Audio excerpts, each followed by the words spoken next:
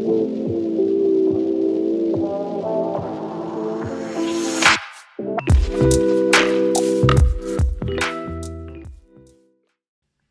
everyone. Welcome to the 7th episode of the OCTO Speaker Series. My name is Idan, and I run the Developer Experiences research team in GitHub's Office of the CTO. Today, our guest is Peter van Hardenberg. I've had the pleasure of working with Peter previously at Heroku, where he formed a data team that operated something on the order of 100,000 databases per engineer. But it's his latter-day work running Ink and Switch that I think most about in my work here at OCTO. Tools for Thought is the banner that hangs over a lot of the research at Ink and Switch. How can we use these amazing little rectangles in our pockets and on our desks to help our brains reason about more complex things? What will arrange information so that it's easier for us to spot patterns and understand behaviors? As a software engineer, this sounds an awful lot like the core challenge we face when writing software. How do we keep all this stuff in our heads? How do we set up systems which help us know more at the cost of less thinking or with fewer mistakes? I hear a lot about the race towards crafting artificial facsimiles of my brain, but often what I want is something that aids me, something that gives me leverage, gives me superpowers. Peter's work at Ink and Switch touches on so many of these topics with such satisfying technical depth. So it's with a ton of excitement that I welcome him today to the OCTO Speaker Series, knowing that I'm probably about to get a view of the future disguised as a history lesson.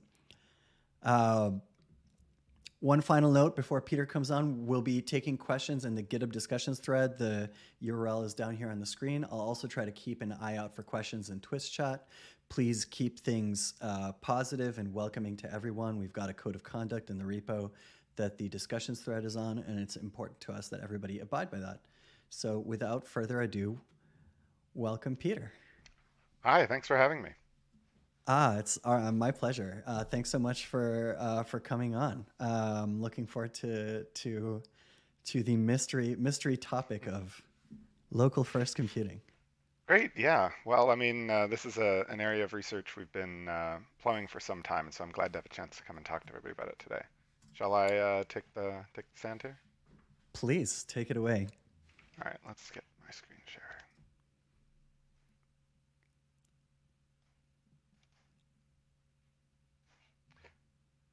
Okay, can we see that? Yes, you're good to go. Excellent. So what I want to do is basically try and connect two lines of reasoning that have been running for a long time, both in our research at Ink and Switch, but also in the broader computer community for decades. And so I want to start by talking about the mind amplifier. This is an image of the ENIAC main control panel. ENIAC was the first programmable computer. The year was 1946. The war had just been won by the Americans, if you believe American popular history. And this first computer was used predictably, because it was built by the military, to serve military aims. It was built to calculate field artillery firing sheets, or rather it was built to prove a point, but its first application was to calculate these tables quickly and efficiently. Around this time, a number of the sort of leading figures of the war, including this man, Buckminster Fuller, were beginning to turn their attention from winning the war to winning the peace. Bucky Fuller, a man at least as much myth as reality, talked about the concept of livingery instead of weaponry, because as overseeing the US and ally economic efforts to support the war, he was able to coordinate and distribute resources across the entire world, and asked himself why they could build barracks for tens of thousands of soldiers in a matter of days, but they couldn't house homeless people back home once the war was done. Ironically, the effort to build ENIAC was undermined and thwarted by the man we see depicted here promoting the first Google Glass, Vannevar Bush. Vannevar Bush was the leader of the US science and research effort and helped organize the Manhattan Project. and was not actually much of a fan of computers. He didn't feel that they would be built in time to help win the war, which was his mandate. To his credit, or perhaps because of his undermining, in fact, ENIAC wasn't completed until 1946, and so did not actually help the Allies win the war. But even at this time, Vannevar was interested in what came later to be known as intelligence amplification, which was to say, what if we had machines that went beyond helping us work, that gave us mechanical advantage, and started to consider machines that would give us intellectual advantage? This is the Memex. It was published in 1946 in the Atlantic, again, the sort of just before the interregnum between wars at the end of World War II and before the Cold War really started to ignite. Um, and he proposed a complex mechanical system, which many people have tried for decades since to rebuild either in spirit or in actual form. Uh, Bush was not a computer guy, uh, but we owe a lot to Licklider, who preferred to be called Lick, and JCR Licklider, who had been essentially a psychologist, an academic researching uh, the mind, discovered computers in the I guess late 50s, early 60s, and wrote this paper, Man-Computer Symbiosis, which proposed that computers could make people smarter, not just the sort of modern idea that computers will replace intelligence, but that computers could enhance intelligence. This came to the attention of leaders in the new ARPA institution and led to his involvement as a human factors person in building SAGE. SAGE was the U.S. system for detecting and scrambling fighters to intercept Russian bombers before they could deploy a nuclear attack on U.S. territory. It was phenomenally complicated. This is the first, I think, example of an interactive computer terminal. It was designed by Licklider and his team, and the cost of building these systems at the time actually exceeded the cost of the Manhattan Project, which uh, was something that was noted with some irony that preventing the result of the Manhattan Project cost more than the project itself ever did. And all, as anybody who's built complex one-off computer systems knows, it never really worked all that well.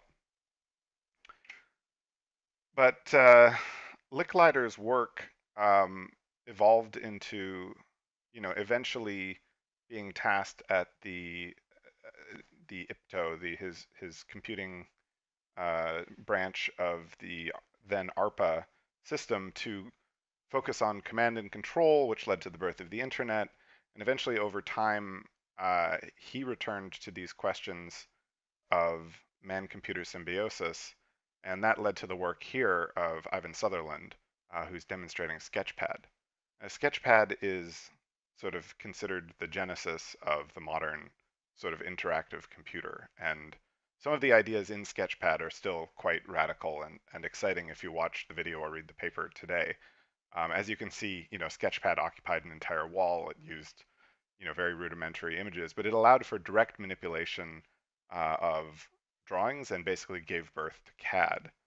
And what I'm drawing here is perhaps not the in any way, the most comprehensive or indeed even like usefully accurate history of human factors in computer science. But what I'm trying to do is basically create a thread that stretches back from these early 1930s systems to today. And Sutherland was brought in by Lick to actually work on these systems. And Sutherland, of course, inspired Engelbart. Engelbart, famously the man behind the mother of all demos, or at least credited with the mother of all demos, as in many of these cases, he was the leader of the project, certainly by no means the only contributor, though his name is best remembered. And here he's demonstrating NLS, the online system, which demonstrated collaborative systems with real-time video conferencing back in the 1960s. All of this was around, again, this idea of amplifying the mind, that we could use computers not just to, compute, to calculate, to, estimate, but to actually symbiose with the human mind and extend it and empower it, right? Much like, a sound amplifier can take a quiet noise and make it louder, we wanted a mind amplifier. We could augment the human intellect. This work evolved over time and eventually led to the Xerox PARC Research Lab led by Bob Taylor. And, that work really started to dive into these concepts again. And, eventually Steve Jobs came and rated Xerox PARC for all their good ideas, producing Apple and the Macintosh and the so-called bicycle for the mind. I love this metaphor, by the way, of the bicycle for the mind, as so many people do, because a bicycle gives you mechanical advantage, but it's designed to be nimble. It's not a battleship. It's not a tank. Its purpose is not to dominate or destroy. It's to give you advantage, to make you more agile, and to get you places you couldn't get on your own. Now, the work of Sutherland and Licklider and Taylor and Engelbart, that thread continues on through the decades with Alan Kay's Dynabook, and of course with Brett Victor's Dynamic Land, which is still active today in Oakland. But the sort of general principle here is of symbiosis, of extension, of partnership between a person and a computer. And I think this is an important concept to internalize. The strongest chess player in the world is not a person. Deep Blue beat Kasparov and took the title for computers decades ago now. It's also not a computer program, though. The strongest chess player in the world is a centaur, and there's a form of chess competition called centaur chess, where human players paired with software compete against each other. And at least today, that's still the strongest way to play chess. And so this concept of a centaur, of a person made stronger, made more capable by the computer systems that they employ, is something we see in a lot of domains. Certainly in the academic or engineering space, we have tools like Isabelle, which is a theorem prover that allows researchers to sort of state the problem they want to prove, give Isabelle the right sort of clues and hints, and then push a button and a proof will pop out the other side. And SolidWorks, which is engineering software that can integrate complex numerical simulations of fluid dynamics or masses and loads and things that to do by hand would be nearly impossible. And of course, Mathematica, which is a pretty direct line descendant of a lot of these ideas, and honestly old enough now to have its own place in that pedigree. And so, of course, the mission is accomplished, right? We're done here. We've augmented the human intellect, and we can pat ourselves on the back and head home. Except maybe we can't. You see, this is not a complete history of computing, and declaring mission accomplished is on these sort of endless challenges is always a mistake. In fact, we've seen a lot of retrograde action around computers as tools for thinking in the last couple of decades.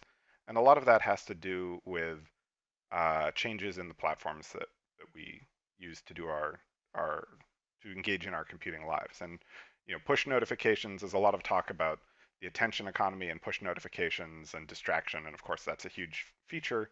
There's a whole lot of difficulty created by what I would call modern SaaS software, in that it is fragile or slow. And let's take a quick detour before we come back to the details there. And I want to talk about workshops and what a thought worker's workshop might look like.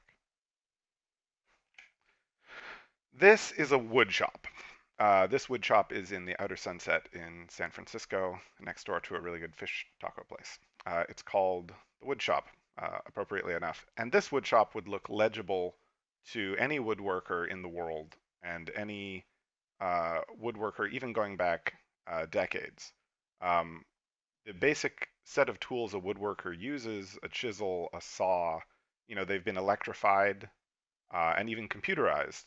But fundamentally, there's a set of composable tools that could produce almost anything made of wood. And in fact, in the wood shop, 4 different artists and artisans share the space and the tools to both have the camaraderie, but also to, because their tools are interchangeable. The interchangeability of tools in a workshop, their universality, their durability over time, and their general applicability are real challenges that I think we have not answered in the domain of thought work. It's remarkable how poor compatibility is in the thought work space between tools. Let's take a moment and consider what the tools of a thought worker look like by going to the workshop of a thought worker. This is John Conway, famous for the game of life and all kinds of other mathematical breakthroughs at his office in Princeton. Of course, we see a computer on his desk, but we also see him surrounded by, well, mess, yes, but also inspiration, other ideas, books, papers, things that he needs to read, a phone for reaching out and contacting people. His workshop is a rich environment. And so if we think about kind of, the process of building a chair, you get wood, you plane it, you thickness it, you cut it to length, you fasten it, you finish it. Well, we could look at the same kind of process for what science looks like. So here's a very simplified and idealized model of that. You take a bunch of old ideas, you get some new data, and then, you drink coffee, you have a lot of long baths and procrastinate, and then somehow after a little while, a peer-reviewed journal pops out.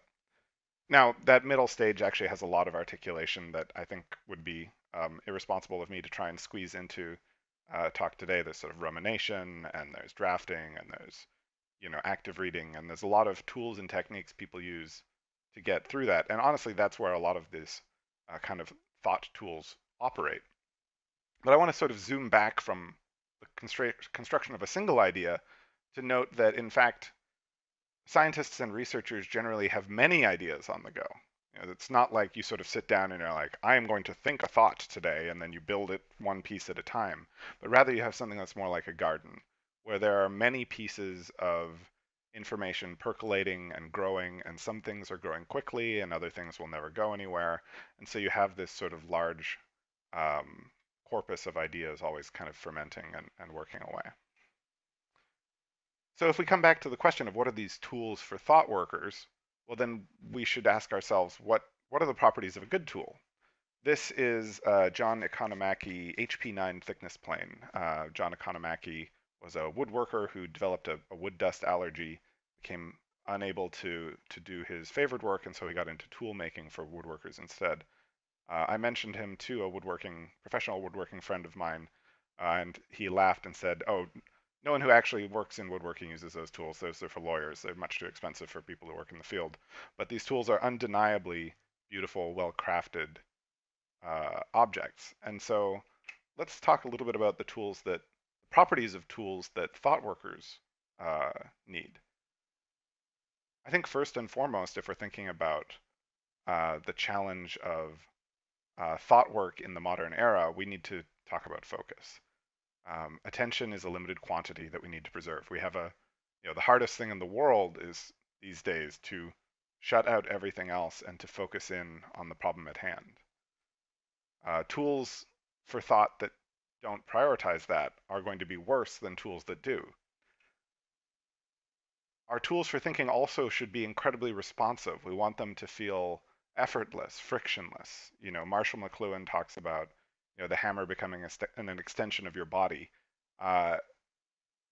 We want our tools to stay out of our way, to invisibly support us, and never to kind of create obstacles to thinking or to doing with our minds. It's really important that our tools are reliable. In particular, this is an area that we struggle today, which is that these tools that we rely on, we want them to be available to us anywhere and anytime. We want them to work in our kitchens and on our front steps, and we want them to work in 10 years, and we want them to, come with us in airplanes. And, there's very few tools that are better for this than a notebook, right? Like an actual physical piece of paper and a pen passes all these tests. It's got no push notifications. You can never runs out of battery. You can stick it on your shelf and come back to it 5 years later. It's still going to work. You're not going to have to run any system updates. So we could kind of keep pulling this thread and thinking these thoughts, and we did, and that's what led us to local first software. So local first software is a summation of some of our thinking about what kinds of properties are important and valuable for tools for thought. And I'm going to sort of run through what our 7 ideals for local first software are. First, we believe that your tools should have no spinners. Your work should always be at your fingertips. You should never have to wait for things to download or sync. And if you're Australian, the entire internet is always about a second and a half away from you. And I'm going to move fairly quickly through these. We can talk about any of them later if you have questions about any of them and go into more depth. It's vital that your work is not trapped in one device. There's nothing more frustrating than when you're sort of taking notes on your desktop and then you get to the coffee shop and you pull out your phone and it's not there, right? Like you wanna have all of your ideas, your content needs to be available to you, or else you have this friction between you and what you're doing. It's important that the network is optional. When I joined the lab, I remember having this conversation with Adam Wiggins, the past lab director, about like, oh, sure, this stuff's all good, but it doesn't really matter. The internet is everywhere, and it's just getting better. And he sort of laughed and said, like, oh, is that true? Do you have the internet on your front doorstep? And in fact, this picture here is my kitchen. Apologies, it's a little messy, but you can see right there next to that oven mitt. That's the most obvious place in the kitchen to put down an iPad or a laptop with a recipe on it. And thanks to the particular configuration of my apartment, it's also the one place in the kitchen that has absolutely no Wi-Fi access because the refrigerator creates a giant shadow that blocks it out. And so there's nothing more annoying than, switching back to a tab to find the recipe for some sauce or something else you're trying to make, and suddenly you have the offline dinosaur, right? And you have to stop and get up and carry the machine to another spot and reconnect and get the thing and then put it back. And it's really frustrating and kind of pointless because that data was there, but for some reason my computer's thrown it away. Now, of course, collaboration is table stakes now for any kind of useful software. We can't imagine going back to an era where collaboration is not built into everything we do. But at the same time, we want to build for the long now. These cuneiform tablets have lasted thousands of years and remained legible. But it's so common for the software we rely on today to go on sort of an incredible journey, which is to say, you build something, people love it, they use it, they adopt it, they make it part of their lives, and then you run out of money or Apple buys you or whatever, and then it's gone. That's okay for a lot of things. I mean, it's not really the end of the world if you can't watch a show that you were watching before, you have to find another weather provider. But when you're building creative output, often a research paper for a journal or a book that you're writing can take years or even decades to produce. And so, you need to trust in your tools and you need to choose software that is for a longer time frame than people today often think through. Again, if you're building for creative thinking, it's important that you trust that the work that you do is kept secure and private. And I think that from an emotional perspective, this is particularly important. I mean, yeah, the GDPR and data privacy and data security is important, but this isn't just about sort of, paranoid thinking, but it's also about the kind of emotional security that you have in doing your work when you know that no one's peering over your shoulder before you're ready, right? Like if you're working on a work project, you might not be ready to show it to your boss until you've thought it through. You don't want to embarrass yourself. You want to have that space where you can work quietly apart from other people until you're ready to share things more broadly. And ultimately, kind of all of this boils down to the question of who owns and controls the tool that you have. If I buy a chisel, I take it home and it's mine. If I want to put a new handle on it, I can. This is an image of WordStar 4. George Martin is writing ostensibly the Game of Thrones, Song of Fire and Ice novels, call it what you will, on an old IBM PC running MS-DOS and using WordStar 4. He's doing that now, still today, allegedly, because that's the software that he started the series in. And I just think that's so remarkable that, and almost unthinkable Like he must know those tools so well. He must have so much mastery over that stack. And for him, I can imagine him not wanting to change to a new system. Uh, if somebody else can, come into your workshop and move around all your tools and change how they work, it's not your workshop, it's theirs. And so it's not to say that I'm in any way opposed to uh, progress or improvement or consistency, but just that those things should happen under your terms when you're ready and when they serve your needs, not the needs of a product manager or corporate entity that provides those tools to you. So those are the 7 ideals of local first software. And we think that these things connect back to building great tools for thought. And I think since we're here talking to GitHub, it'd be good to sort of comment on from the paper, we sort of scored GitHub on these 7 marks, between Git and GitHub as a combined system. And we think Git is obviously very fast. It works offline. Git and now GitHub has enough sort of track record. We'll give you some marks for longevity. We believe that it does, Git in particular, empower users. But Git is only barely available across multiple devices, and you have to manually synchronize things all the time if you want to get anything done. If you put your data up on GitHub, uh, it is only private through the Herculean efforts of GitHub's security and privacy teams. By default, GitHub is very public and very open, and the sort of corporate versions of GitHub are still public to administrators and within the company. Um, the cloud requires extra effort to become private as we currently conceive it. It's not secure or private by default. Your data is pooled in big databases unencrypted. And then in terms of collaboration, I think GitHub has pioneered something really magical with the pull request, but a lot of GitHub is only semi-collaborative and requires sort of manual refreshing. There's no real-time collaboration in a lot of GitHub. And that's kind of a legacy of the tooling and infrastructure from the era that it was born out of. The Rails app predates, which GitHub started as a Rails app, and that predates kind of modern conceptions about real-time collaboration and modern expectations about what that looks like.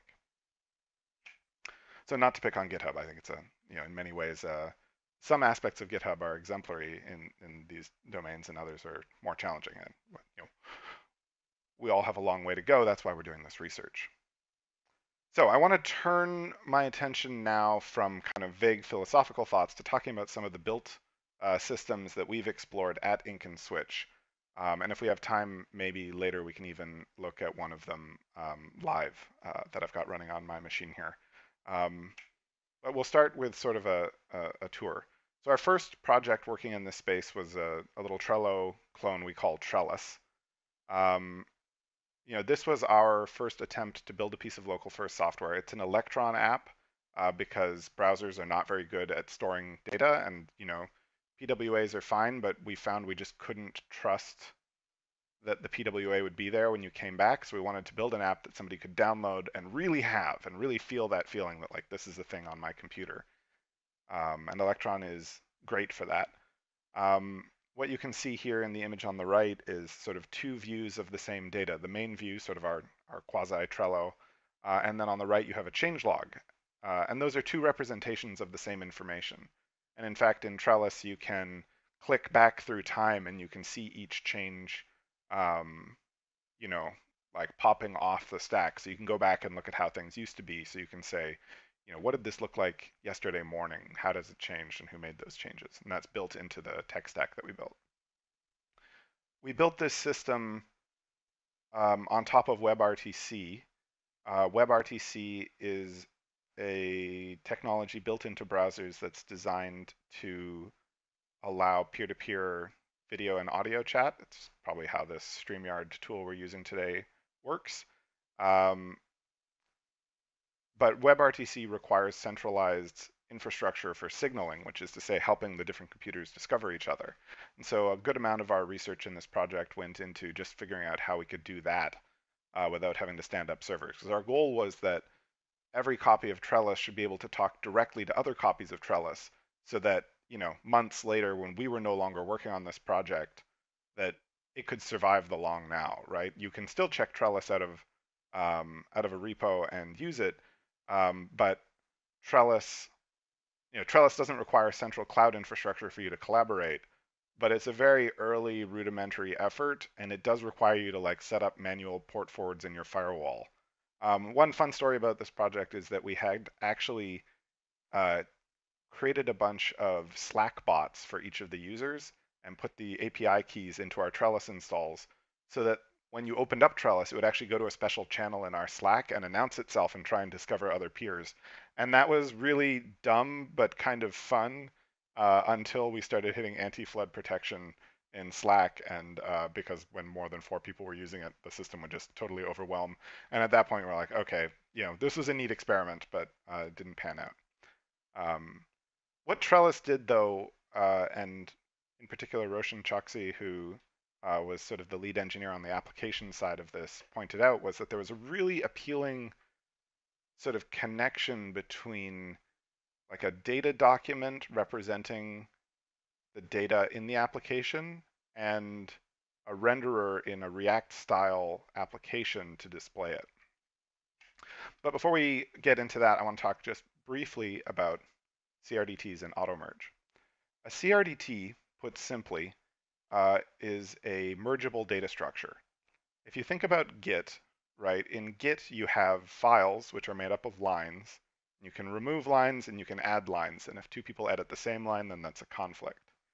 Automerge is essentially a similar process. It does a similar task, but instead of working on an array of lines, Automerge works on something more like the fields of a JSON data structure. So instead of having to add or remove a line, and then, if we both add an element to an array, is that a conflict or not? In Automerge, you have operations like insert element in array or change value of this field. And so when you get a whole bunch of edits from a whole bunch of people, you can sort of build up a to-do list, and then you can exchange those changes as they're recorded into logs over the network and then produce documents. The promise of a CRDT is that given the same data, everyone will see the same thing. And you could do that trivially by just throwing away all the data. But what Automerge says is that given the same data, everyone will see the same useful thing. And a lot of the subtlety and interesting design decisions that go into building CRDTs comes down to sort of thinking like, well, what order should things in an array be in if 2 people both insert them? And the answer, by the way, is generally you want all of the edits from each person to appear together and not interleaved. So having built Trellis, we went on to build Pixel Pusher. We were excited about our experience with CRDTs, and we'd contacted Martin Kleppmann, who wrote the JSON CRDT paper, and teamed up with him to build the first version of Automerge. And it worked, very surprisingly. So we thought, okay, well, that was probably just a fluke. So what we wanted to do was to find somebody else's software and try and add collaboration to it based on these CRDTs. And so for this project, we had such a miserable experience trying to get WebRTC working that we wanted to try something new. And so we trialed a couple of different peer-to-peer technologies before winding up using something called DAT. And so DAT is kind of like an atomized Kafka. A DAT is built on something called a hypercore, which is an append-only log. It works quite a bit like Git, where each new thing that gets written into the log refers to the thing before it, and so you can just request the head, and it will give you the full history of that thing. Each one signed with the previous commit hash, basically, so you can guarantee integrity. And then it uses some cool peer-to-peer distribution tricks, sort of inspired by BitTorrent, to allow you to use one of these kind of opaque tokens at the top here, these like ugly crypto hashes, to discover other people who have that file and then share it. And so Pixel Pusher was one, just like a really fun way to experiment with these technologies. We spent a lot of time, I think unsuccessfully, sadly, exploring how you could hybridize the Google Docs real-time collaboration with suggestions model and GitHub's wonderful but incredibly baroque and hostile to non-technical users pull request model. into sort of a real-time hybrid. I think there's a lot more work to do there. We haven't had time to return to it yet, but I think it's an important problem to solve. We also built a simple conflict resolution system. You can see in the blog post link there on the slide a little bit more on that, but essentially we could detect if more than one person had edited the same pixel and then merge it, give you a merge interface with a little hover icon and so on. More than anything, Pixel Pusher is great. It's really fun to play with. Um, I would encourage you to, like, if you're interested in this stuff, grab a copy of Pixel Pusher, try and get it working with a couple of friends, and then, start drawing something together. And we would, in our testing sessions, we would uh, like literally just build some pictures for fun as part of our system and see if we could break it or how the performance evolved. And so, yeah, it's a rare treat to get to build pixel art during a work meeting. The next major system I want to highlight is Pushpin. So Pushpin is sort of our most fully implemented exploration of a lot of these concepts. And Pushpin is a media canvas in the style of Milanote or the Muse app, which is spun out of other research at the lab. And it's built around these ideals. So it uses Automerge and peer-to-peer data distribution to create a collaborative media canvas where, in this example, I'm sort of researching neighborhoods of the Bay Area where it might be good to move to. It's an interesting challenge once you start to really pull the user experience thread of what local first software means and looks like. You get into really cool questions about, in the traditional, GitHub model, for example, of collaboration, you either can reach GitHub or you can't. You're online or you're not. But if you have a really peer-to-peer system, then you start to have questions about, like, well, who's online? Am I online? Are you online? Are we online together, but we're actually on an airplane communicating over Bluetooth from 30,000 feet, but we can't reach anybody else? And so as you start to try and synchronize your data across all your devices in real time and to cloud peers so that it's backed up and durable, you get a lot of really interesting challenges there. Pushpin, again, it works. We've written a lot about our experiences in a paper that we published last year at the PAPOC. It's, again, linked at the bottom here. We talk a lot about the challenges of, like, peer-to-peer NAT traversal and how much we like this sort of functional reactive programming model. Basically, the Pushpin model is you have a whole bunch of these little CRDT documents all nested together, and each one is the state for a React component. And so as the data changes, we just call render on the React component, and then that might trigger renders of other React components and so on down the tree. And that's been a really fun model to explore. The basic idea, and in a little more detail how that works, we use the CRDT depicted here to ensure that everybody sees the same data document. And then because React guarantees convergence if you start with the same data, that means that everybody sort of out at the edges of the system has these nice little loops where they're building changes to the data. So, just React, you kind of, you send a message and then that causes an update function and then that goes back to the render function and that's the nice little loop. And then all we do to make that collaborative is we basically tap into that React state and then we share that over the network with other peers. And so if you're working offline, you just batch up your changes until you're ready to share them. When you come back online, you flush all that log of changes out and it merges with everybody else's. There are several good talks about Automerge that go into more detail about all of this, and we also cover it more in the paper. But feel free to ask questions after the session if you want me to get into specifics. So our most recent work, Cambria, was from this last summer. Our most recent work I want to share here was from last summer with Jeffrey Litt. And I should mention Pixel Pusher was a collaboration with Jeff Peterson and Jim Pick. And Pushpin had a number of developers, but it also included Ignatius Gilfetter in doing design, and Matt Tognetti, and Jeff Peterson again, as well as other lab members like Mark McGranagan and Ad Wiggins, and Orion Henry.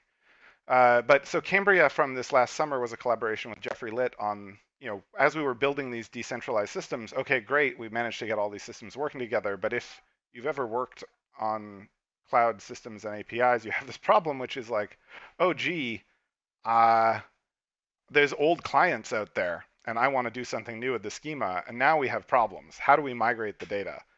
And this is a problem we were very familiar with as developers from cloud systems, and in particular at Heroku. If you have like hundreds of thousands of users, it's like you want to change your API, you're going to have to do some serious work. There are meetings to be had, right? And so we decided we would build sort of a GitHub issues style experiment. And our goal was to allow every version of that program to interact live in real time with every other version of the program by translating the schema of the data on demand between different versions, and by storing those schemas in the data itself so that we could fetch them. I'm going to show an example of what that looks like here. So you can see, oh gee, that's really flickering for me. I hope it's okay for you. But on the right, you can see we have to do, doing, done. These are like flags for a ticket. And on the left, we have tickets that just have, I'll run that again. On the left, we have just, each item is either done or not done. And on the left, it's done or not done. And on the right, we have an enum of different values. And so what we've done is created a lens, a bidirectional function that translates between the two. And so you can compose these lenses to build more complicated migrations, but this shows a simple example of how you can have interoperability between the two. We handle going from a single value to multiple values, and changing field types and renaming fields and all these kinds of things. And so you can build up these like migration networks and then be able to have very different versions of your software working on the same data in real time and collaborating. That's very cool. The paper is linked on the Ink and Switch page there as well. So, okay, enough of these examples. I want to talk a little bit about what this all adds up to. We've got these tools for thought that everybody since Vannevar Bush have wanted, and yet the computing environment we live in today is somewhat hostile to actually thinking and doing focused work that takes a long time. And so we've outlined these 7 principles, which following these principles will not build a tool for thought, but it will, if you follow these principles, build better tools for thought than if you don't, right? You could also build social media networks this way, and I think that'd be better too. But in particular, I think when you're dealing with tools that people are going to rely on for a long time and put important information into, I think that's where these principles are really important. But we have a lot of problems, right? Cloud software is fragile, expensive, and high latency. There's one instance of it, there's an ops team that has to keep it online, and SaaS software is routinely destroyed by market forces. The company gets acquired, the founders run out of money. It's just they have an outage. You move to a country where it's no longer available, etc. The only real universal cross-platform system we have is the browser. If you want to have your data on all your devices, and browser's kind of bad at like storing data. It's called a browser, not a keeper, as I like to say.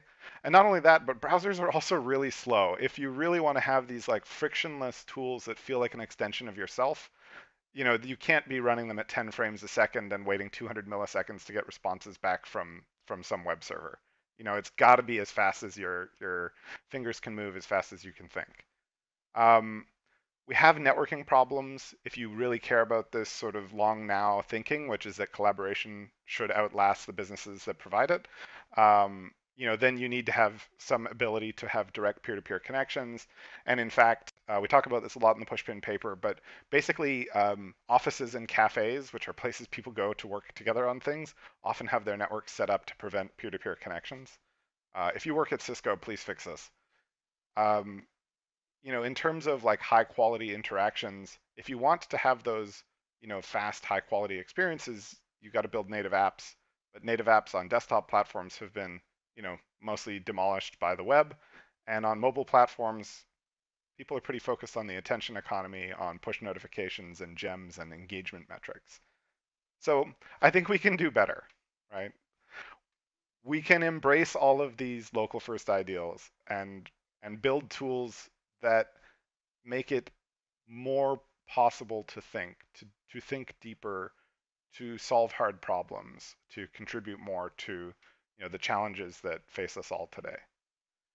And it's not to say that if we solve this local first problem that magically society will be better. We'll still have all kinds of problems. We still have climate catastrophes and the rise of fascism and also whatever. Your computer is still going to be slow. But it is a piece of the puzzle, and I think it can help if we pursue these and unblock these problems. So there's a lot more to do. There's a lot more going on. I hope that you'll take on some of these challenges and join us in doing that. And that's what I came here to share with you. We have essays online, there's code online. You can contact me by email. You can find me on Twitter and GitHub. And thanks all for coming on this journey with me. And yeah, I'd love to take your questions. Fantastic. Peter, thank you so much. That was excellent. A quick note, will the slides be shared and or recording be available? Yes, it will be on GitHub's YouTube in a day or two after I manage to turn the cranks and operate all the post-processing things. Peter, there's so much stuff in this, and it was, as forecast, a look at the future through the lens of history. But the sort of the first questions that jump out at me is you talk about local first as being one piece of this puzzle. What do you think the other sort of like area codes of puzzle are out there towards making tools that aid thought, that make a computing environment that's less hostile, as you say, to focused thinking? Yeah, I mean, these are other active areas at the lab and in plenty of businesses. The Raskin family, Jeff and later Asa, have been writing about humane computing for years. Brett Victor likes to talk about how we have these bodies, but all we ever do is like hold up little like black rectangles in front of our faces and paw at glass. No, that's no good. We need computers that embody physical space. Dynamic Land has been exploring a lot of like how we can expand computers beyond the bounds of these little glass rectangles.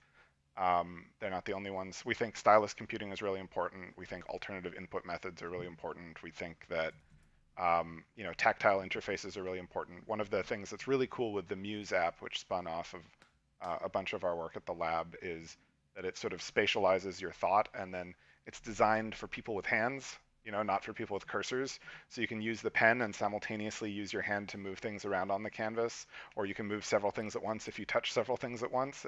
It's not kind of oriented to this like, Sketchpad literally had a light pen, and ever since then we've been following that exact input paradigm. There's one, XY coordinate, and if you want more, what's your problem? So yeah, that's a couple of the areas. Another big one is, we talk about amplification of the mind. A big part of that is, computational thinking. Excel is always held up as kind of the gold standard here, which is that it exposes computation to a broader audience of non-computers. I'm very skeptical of the low-code, no-code movement generally, because I think, it's like focused in the wrong place, which is like programming is not the problem, thinking is. And so we need to root ourselves in, like, what are the tasks that scientists, journalists, authors, creative musicians, artists need. Well, But it's a start. it could be that the true low code no code is actually just a synonym for Excel, and maybe we need a corollary to Atwood's law. Instead of anything that can be written in JavaScript will be written in JavaScript. Anything that can be written as like an Excel function eventually will be written as an Code Excel. is, I mean, Excel is a coding environment, right? It's just the word code is this like, and the word programming have taken on this pejorative tone. I think, there's a literacy issue here, which is I think that we need better languages and better tools, but also symbolic manipulation of concepts is sort of the point. That's modeling, right? The map is not the territory. You build a model of an environment, of a problem, and then you interact with it. I think the issue now is that our tools are poor, not that we should do away with the tools, but that we need humane tools. Right. Sorry, I'm Sharing restoring links, yes, the Muse app and so on. links that the overzealous bot that I don't know how to like rein in is destroying faster than I can flag in. Another thing that you touched on that I think was really interesting is you talked about real-time collaboration around software, and specifically around the creative act. And I can think of exactly one real-time collaboration paradigm, which is the Google Docs or VS Code Live Share. Like I have multiple insertion points, and that's definitely real time and it's definitely collaborative. Yeah, you can break things very quickly. Yeah, exactly. Yeah, it's highly efficient writing of bugs. But what are some other paradigms that you think might represent collaborative creation in the concept of coding? I mean, maybe this also ties into the previous question of, what is low code, no code? What is actually the boundary there? Is it like, as soon as you know what a variable is, that's it, it's code? So I think that the fundamental problem with our programming systems and why many of these designs are failures is that they're built on the wrong abstraction. Git operates on in the 1970s. Multics was face planting. Its uptime was measured in milliseconds using an oscilloscope. And so the Unix project was born as a pun on Multics. I think actually Multics was Sutherland, in fact, going back to our history lesson here. If anyone in the chat remembers better than me, they can correct me. Sorry, I'm speaking out of school here. But Unix, Thompson and Kernighan and Ritchie and that crew, they were so frustrated by this experience that they were like, oh, we're going to do something really simple. And the Unix mentality, everything is a file. Well, what's a file? A file is an array data structure. It is new line delimited arrays of lines. And the lines are, the type of the data in those lines is characters, which, as we've learned over the years, is a very complicated thing that involves a lot of different Unicode code points and formats and so on. But anyway, the Unix mindset is that, okay, well, everything's just these arrays of strings, cool, fine, we'll build tools that operate on that data structure. And Git operates on that data structure, but your code is not an array of strings. It's a tree structure. It's a graph structure. You have call points. You can't rename a function and have something else follow that. And so I think there are a number of people doing really interesting work in this space. Ravi Chu's lab and Sketch and Sketch at the University of Chicago are exploring different kinds of editors and representations. The Dark programming language is looking at like just a whole different paradigm for what software looks like. It's very SAS, but it's also exploring a lot of these things. If you represent the code not as these like linear ordered bytes, the array of strings, but in a more rich way, then you can do a lot more. You can see that like I could program in English and you could program in French, and we would just have translation tables. They could be the same underlying system, right? So like there's a lot of opportunity if we can transcend that representation of code. I also think that the work that the Unison language is doing is really interesting, where every function's true name, right? You have a pet name, which is what you call it, but the true name of function is the hash of its code. And so when you call a function, when you compile a function to call it, it's compiled down to those things, and then you can distribute the functions out to any number of computers you want behind the scenes, and then do like scatter gather algorithms. And if those nodes go to call a function, they don't have them, they can fetch them. There's something really, really fascinating happening there. And I feel bad because I know there are so many exciting projects working on this stuff, and these are just a few, but that's maybe a little color of some of the interesting stuff out there. Yeah, absolutely. I don't remember the name for like what's the law of like you ship your org chart, but Conway's law, yes. Conway's law, that's the one. I always get that mixed up with the other one. That's like how quickly conversations devolve into whatever. I don't know. Godwin's law. Yeah, all the laws. That software right now, as you touched on there, is kind of about the manipulation of files with text inside them as the sort of the unit, and that's the reason why we have well, that's Unix software, and that's dead. Basically, I think the modern paradigm is actually we have factories which hold giant, expensive, software objects, right? They are these distant humming racks of chrome-plated servers in some, warehouse in Ashburn, Virginia. and the software lives there, and then there's a cadre of like miserable workers who toil at their desks every day to keep those servers from catching fire and falling over when, Beyonce tweets or something. And then that's the software. There's only one of those, and you can't touch it. And a product manager decides that the star is now a heart because that increases engagement metrics, and so your star is now a heart. That what you have on your computer is also not the software. It's just like it's the skin left behind by the snake as it grows. It's a dead thing that comes to you. And so that's the thing that we have, and that thing talks to the real software, but it is of it. It is not the software. And I think that's really unfortunate. One of the things I really like about local first software is that you have the whole enchilada. It's self-contained, right? And so if you don't like how it works, you can change it.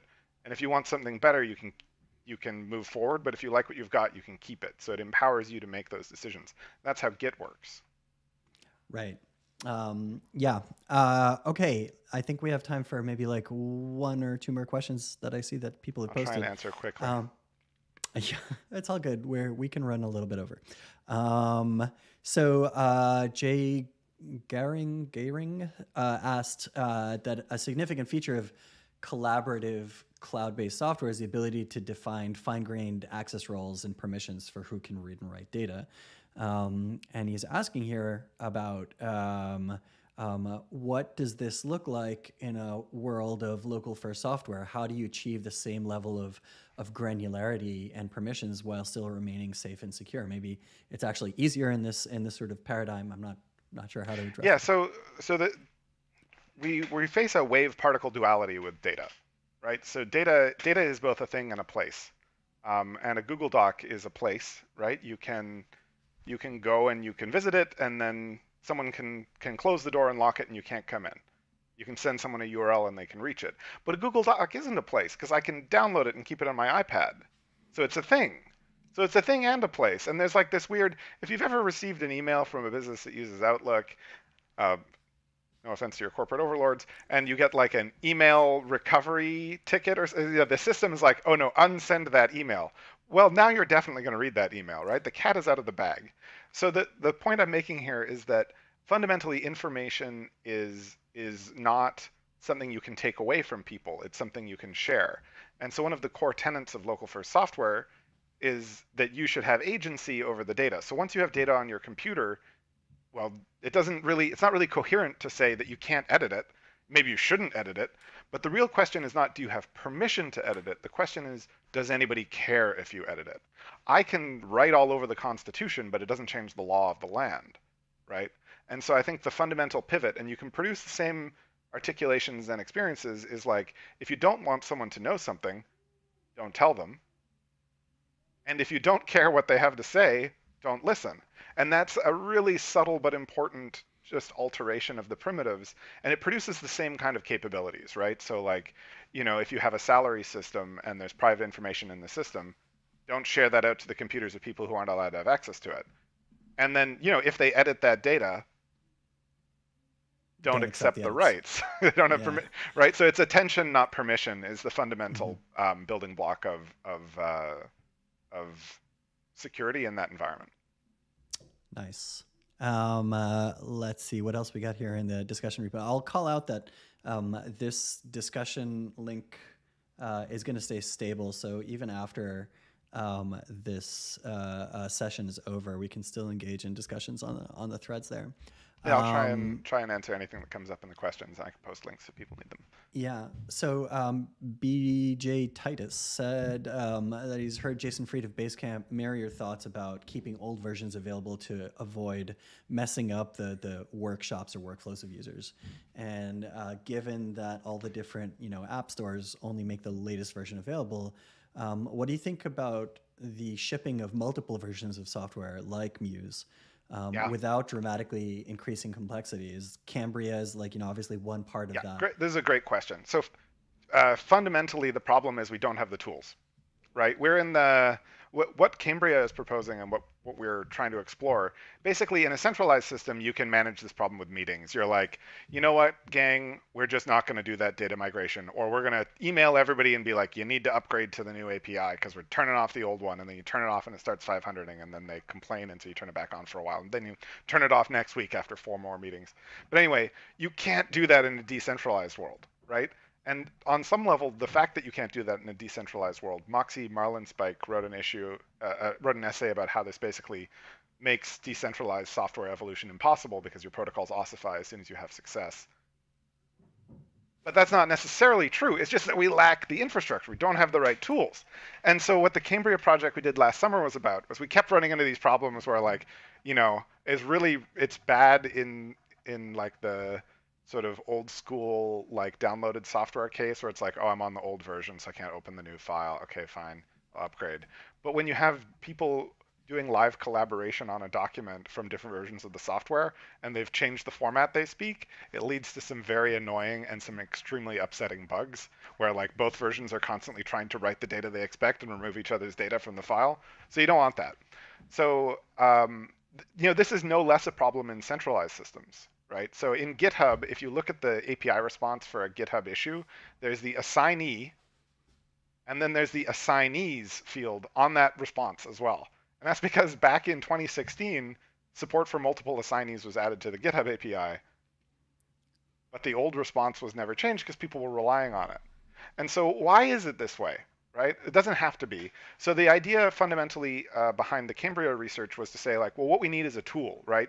Much like version control systems gave us the ability to like change the code over time with confidence, and packaging systems gave us the ability to rely on very specific versions of dependencies and to pull a lot of other code in, let's just say, relatively safe ways.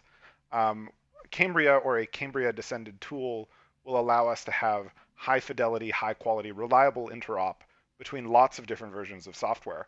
And in fact, not just sort of forward compatibility, but also backward compatibility.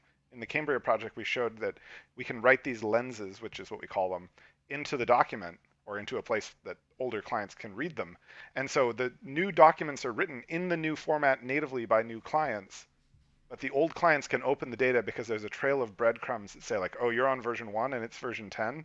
Well, first you do this, then you do this, then you do that, and then you do that, and that gets you back to a version 1 file. And then when they edit, they write the writes in their native format, and then the other clients upgrade them at the other end. That works pretty well. Now, as to Muse, I want to say Muse is fantastic software. It lives in the Apple's ecosystem, and so it's constrained by the way Apple thinks about software. And Apple is notorious for abandoning the past. I have lots of apps on my iPad that, like old games I bought years ago, I go to play them and they don't work anymore. That just makes me so sad. But it's the nature of the ecosystem, and you have to play within the constraints of the ecosystem you're given. What we want is a better ecosystem. Right. Yeah, I mean, Muse is one of those pieces of software that has tempted me repeatedly to actually get an iPad and a pencil because it looks so fun. Just also purely on the zoomable user interface aspect, but also the bringing in of the two-handed tablet computing, which I think is rare and interesting. Kafka with a C, with two C's. Asks, what other tools do you think knowledge workers are missing right now that can be made better as distributed software? I mean, you've talked about the collaboration on the writing of software, and even Cambria, I think sort of the central conceit there is really about merging, right? Because if I'm collaborating with other people through Git on software, so long as we don't have conflicts, in principle, I don't really need Git. It's just I push, you push, and so long as we're not touching the same files, it's okay. It's really only comes into play, or sort of we need more safety nets as soon as there's a chance that you and I are going to be making conflicting changes. So I don't know if that's sort of maybe a lens to look at, knowledge workers work on knowledge. Maybe is it around conflicts? I'm not sure. I'm posing that as a question, I guess. I would take it a little different direction. So we have a real paucity of tools, and it's sort of funny. I have a lot of love and appreciation for Rome and Notion and all the folks building, Airtable and tools like that. I think they're good, but they occupy like a relatively narrow slice of the total knowledge production space. And you know, I use those products all the time. I use GitHub all the time, but none of them actually really fulfill these um, requirements I see. Um, but in terms of where there's opportunity, I think there's opportunity at every point, from um, knowledge repository building, which is to say, like, good ideas come from other good ideas. So you need to have great access to all of the ideas that are the raw material of thought. So we need better tools for collecting thought. You can't save web pages. It doesn't work. PDFs are these terrible, opaque format. Scholarly journals are locked behind paywalls. The apps like Zotero and so on that manage these things, they're like okay-ish. So all that stuff has opportunity for improvement, commonplace books and everything. Then the next stage, which is like, you know, this is the thing that was the star in the graph that's like, drink a lot of coffee, take some long baths. It's like something happens, right? Between you got a bunch of ideas and data, and then at the end there's a journal paper and you got to like write LaTeX. But that center space has a lot of like rumination and contemplation and conversation and collaboration and synthesis. And so Muse is designed to work in that place and to support that kind of ideation. But I think there's a lot of opportunity to improve data exploration, idea connection, all that kind of stuff. And part of the problem is like a lot of these tools operate as silos, so they're quite closed and don't allow like collaboration with other tools and outside sources. So I think that's part of the issue. And then the final process, which is actually like getting data out into the world and like talking about it and sharing it.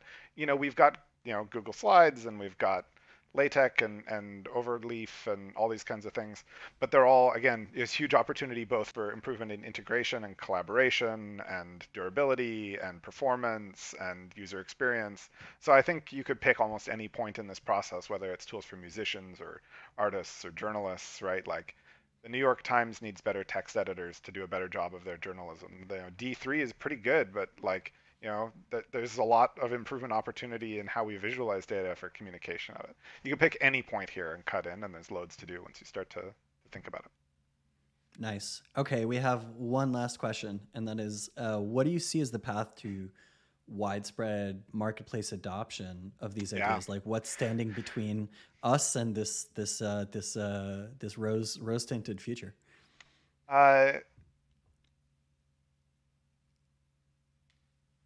You can't. So two things. One is people will do the easy thing. I use Google Slides, not some weird local first thing. I guess I could use Keynote, but I'm on a Windows machine these days. Keynote is actually a good example of like a pretty darn credible local first application where it has like a strong client, it has a good web application, and it does data sync across all your devices. Kudos to Apple for that one. But so I think the short answer is like we need better tooling and infrastructure. So a lot of what we think about at the lab is like unblocking this work. And in a big way, I think if we get it right, it will happen automatically. Because, and by we, I don't mean us at Ink and Switch, I mean you who are watching. It will happen automatically because, like Ruby on Rails spawned literally millions of new kinds of applications, from like toys and games to like election monitoring, software. All of that came out of this like empowerment that came with these libraries. But the problem with web applications is they don't scale. People are like, oh, it scales to millions of users. It only scales to millions of users because somebody is spending a lot of money and staying up late at night, right? WordStar, everybody on the planet can install an old MS-DOS emulator and run that old copy of WordStar, and no one's gonna get woke up at 3 in the morning because of it. Well, actually, somebody's going to get woke up because they'll be like, why is everybody running WordStar? This is weird. They're going to lie awake thinking about it. But like technically, there's no ops burden to this. And local first software can eliminate ops burden, which means that if you want to make software, you can make one piece of software and everyone can use it and it won't wake you up and it won't cost you a dime. Think about that. You could build a business. Argument. You could build a business used by billions without spending a dime in ops costs and without getting woken up at 3 in the morning by like an outage. So I think that that's like a very compelling economic argument. And so, people do things when they're easier and when they're cheaper, when they're better. So that's part of it. The other thing is I think that this model will lead to this model of software could lead to new economic models. And I think if you look at the history of the software industry and investment, if you go back to the shareware, like part of what we do is look at the broadest possible scope of technology. And so if you look at the history of computers, in the beginning, software only existed as a bundle in with your multiple $1 million hardware. And so Stallman's like open source movement is like a weird kind of reaction to like military funding for like enterprise hardware. Um, but then over time, it was like, but I want to make money doing this for me. And so people were putting, Mark Benioff got his start putting video game floppy disks into Ziploc bags and mailing them to people, right? And that was the shareware movement. And Mark Benioff's games are, you can see them on YouTube. It's kind of funny to like think that, he was like some teenager in a garage somewhere making games and mailing them out to people back in the old days. I had no idea about this. Yeah, very cool. I have to. This is the first thing I'm doing after this. But my point is that the model today is like SaaS subscription businesses, and subscription businesses are a really good way to run your company. But like paying every month is not a great way to consume software. That sucks for the user. And so I think we're going to need to find new models that make it economically compelling to build great software this way. And I think that's not, people will just start charging money, and the ones who figure it out will get rich. So, my advice to anyone trying to build this is like just pretend it's a SaaS and optimize it like a SaaS and tell people it's a SaaS and then just run it locally on their computer and see if anybody cares.